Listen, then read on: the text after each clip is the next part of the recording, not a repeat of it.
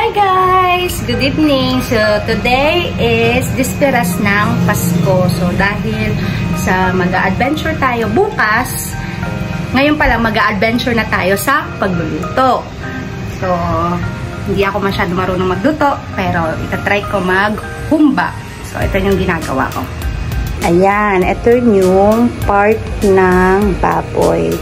Kumbaga, yung lempo na cut. Tapos, mga ganito lang siya kalaki na sa paghiwa niya. Para siya mga 1 inch to 2. Ganyan. Tapos, kanina, nag-prepare na ako ng bawang, sibuyas, at kalamansi. So, imamarinate muna kasi siya ng 1 hour. So, nilagay ko na siya dyan para ma-prepare na. So, ngayon is maghihiwa ako for 2 kilos ng baboy.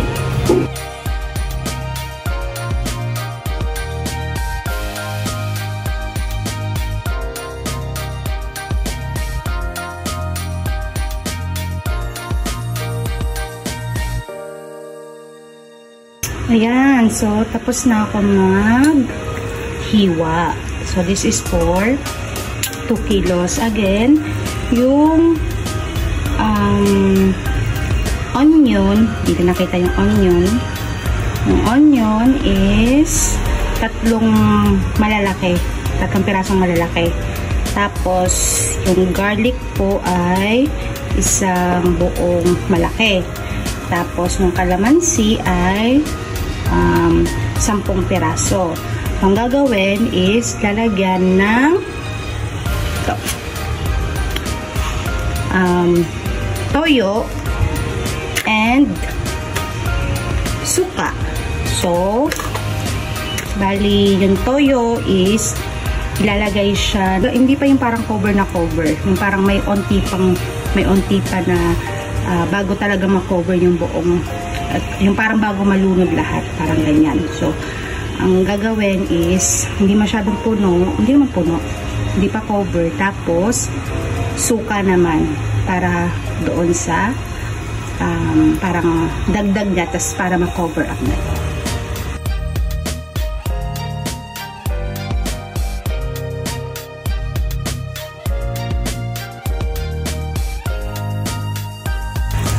Ayan, so nahugasan ka na to kanina. Bali, nilagyan ko na siya ng toyo at suka. So, pwede na siyang tikmam kung okay lang siya, pero kailangan pa natin ng para sa marinito ha, 2 pack ng paminta. Ay, by the way, ang pang-marinate is isa lang muna yung gagamitin natin. Tapos, kailangan po din natin ng betsin, ito, at magic sarap. So, isang pack ng magic sarap, uubusin yung betsin, at uubusin din yung paminta. So, lagay muna natin siya ngayon.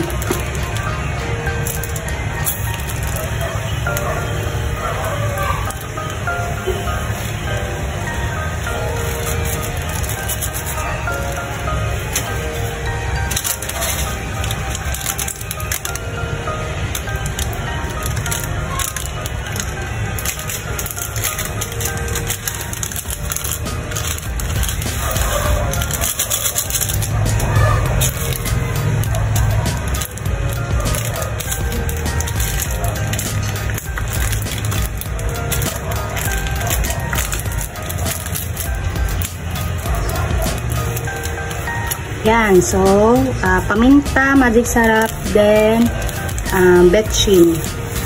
Isang ganyan. Okay lang yan. Ayan, so ngayon is, i-mix ko na siya muna. Tapos, i-rest natin siya for 1 hour.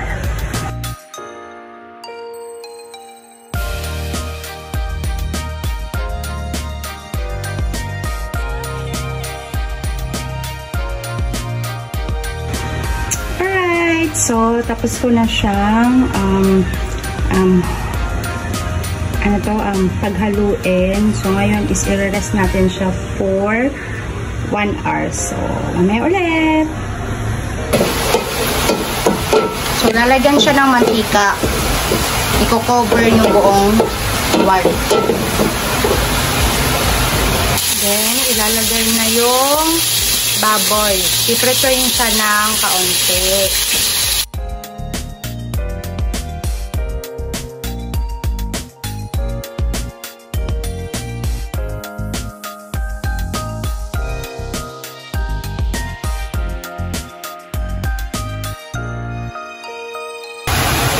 So, mga 3 minutes lang yon, and then, babalik na rin na. Yan. Nakikita nyo yung parang mga water niya naglalabasan na sila.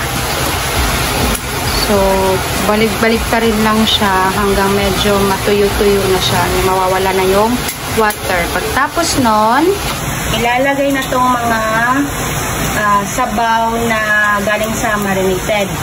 Wow! So, medyo tuyo na siya, and then, ilalagay na natin yung pinagmarinatan. Tapos, meron na tong water. Ayan, kalahating cup lang ng water.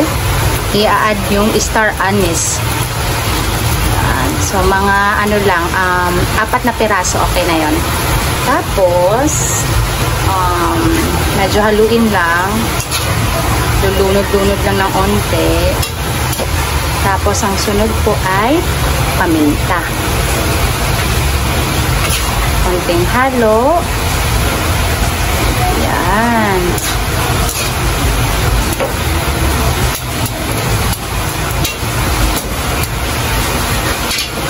Tapos, takpan ulit para kumulo.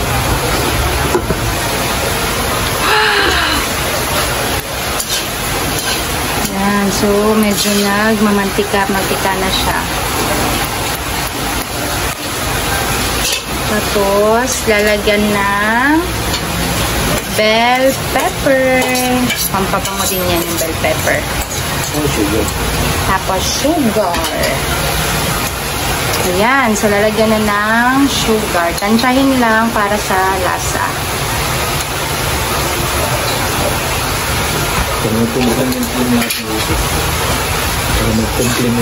So, yung sugar is para ma-complement yung mismong lasa niya. Oh.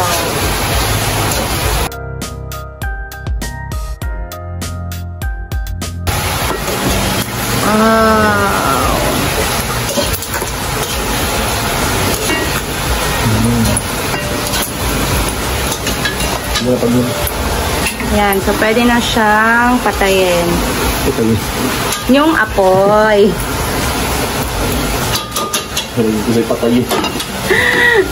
So, laging so, yung apoy neto is sobrang hina lang. Sakto lang. Para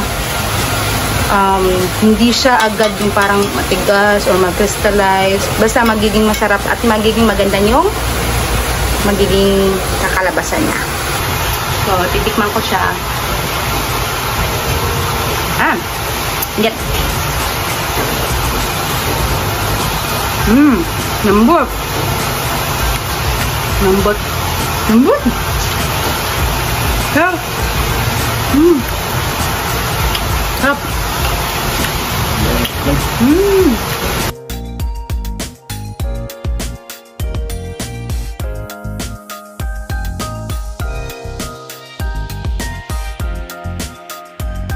Oh, that's the end of our vlog. Kain po tayo. Merry Christmas!